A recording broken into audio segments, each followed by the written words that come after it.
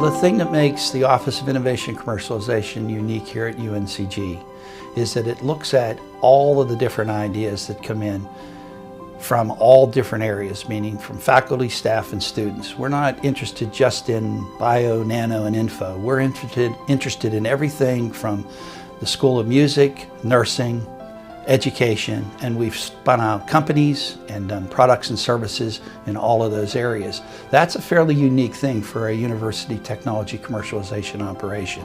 It's a new concept.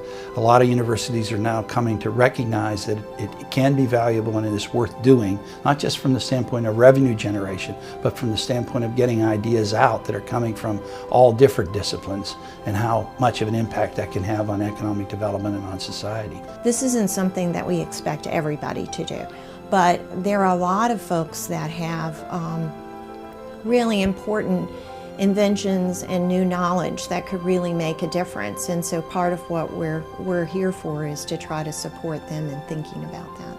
I think all of us that came into academia really didn't go into it with the expectation that we would be doing our research with the idea of developing applications or filing for patents.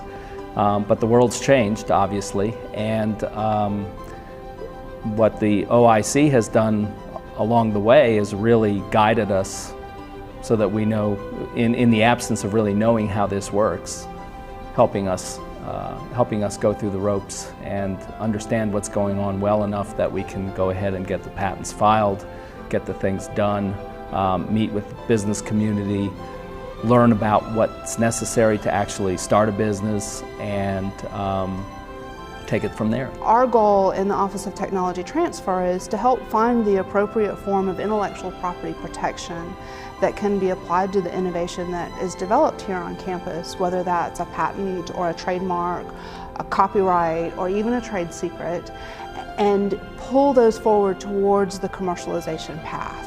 A few years ago, a student in our department came up with an idea that our production manager thought might be patentable. And so the production manager and the student, they went to what was called technology transfer back then. And they helped do some research and figure it out. And basically they said some more work needs to be done, it needs to be prototyped and tested first before we could assess it. And so that was the production manager's introduction to technology transfer and the whole patent process. And so years later, when I came along and started inventing things around our theater, we had another product that we thought might be patentable. I became aware of the OSC when I was first transitioning my labs to UNC Greensboro. The department head knew that I was bringing several projects with me and introduced me to, at that time it was Jerry Maguire. And because I had several complex projects, one of which I think involved 6 different collaborations outside of UNCG, all of those had to get renegotiated. We had to make sure the patent positions were protected. So I worked with OIC pretty closely the first 2 or 3 months that I was here. And they very quickly had everything taken care of, quite honestly. Working with OIC has been actually quite easy, though it's taken some time. They've been very responsive to our needs, very encouraging of us to continue to do the science as well as to present this to potential investors or potential end users. And a lot of times they're going through various sort of background details that as an academic I wouldn't even know how to begin to go about.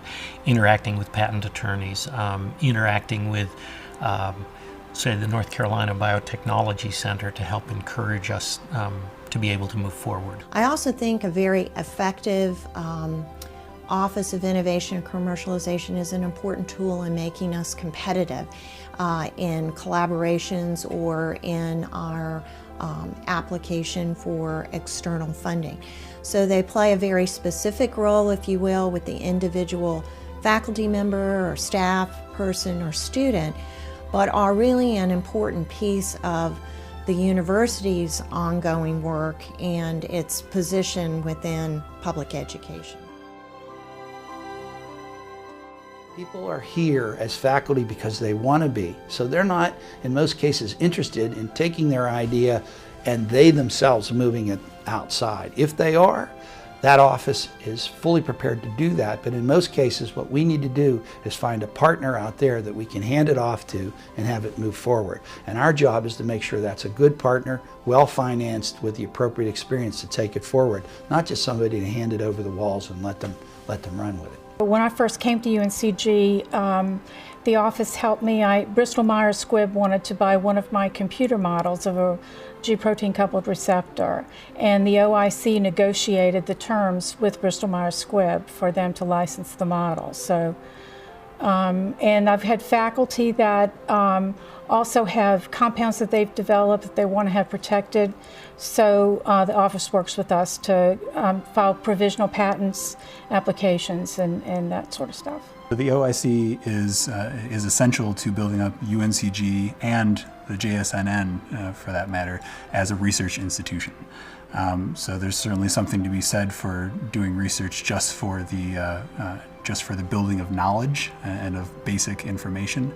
But for myself and for many of my colleagues, that information is really only useful if we can apply it to some larger question. At the JSNN, I study a system called solid-state nanopores, which are tiny apertures, tiny holes that are made in a thin film.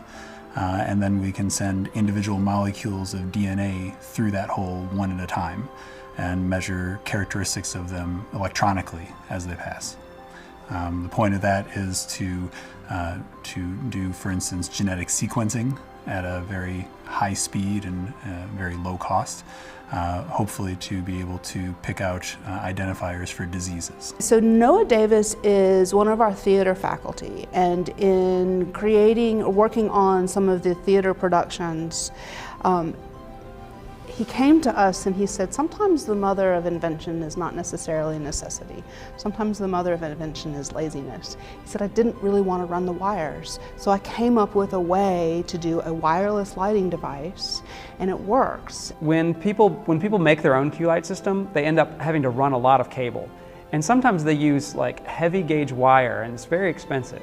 And the big thing was that I wanted to make it easy to set up.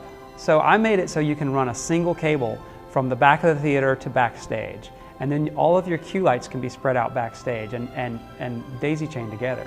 And that makes it really easy to set up. Now I also used existing cable that most theaters have laying around, microphone cable. And so you can use regular microphone cable to connect the boxes together. I was only here about a week when I got a call from three very, very magnificent research faculty, and they said, you know, could you spend some time with us? And immediately that time the Office of Technology Transfer said this is a patentable invention, and got the ball rolling with an initial preliminary patent, and it kind of has continued from there. The water chip is simply a device to measure the microbes that exist in any source of water. And by looking at the members of the microbial community that are present in the water, we can do something to diagnose the quality of the water to the general public. And our approach to that is to use molecular tools to look for unique DNA signatures in the genes of these organisms. So it's a way of looking for them by finding if a DNA sequence of the organism is present in the water, as opposed to trying to isolate and grow them or trying to look for them through a microscope, because it's a much more rapid response. So we can do this within a period of hours. We can determine whether that organism is present or not and in what quantity. Understanding the unique portfolio and strengths of UNCG has really helped folks that never saw this as a connection for them begin to think about and pursue this as an option. Everything from, again, these disclosures to copyright and trademark, and to spin-off companies. So for me, it's been something of a journey to begin to realize that there's more out there than simply the results that come out of our lab and get cited in journals or get published, that there's actually something more after that.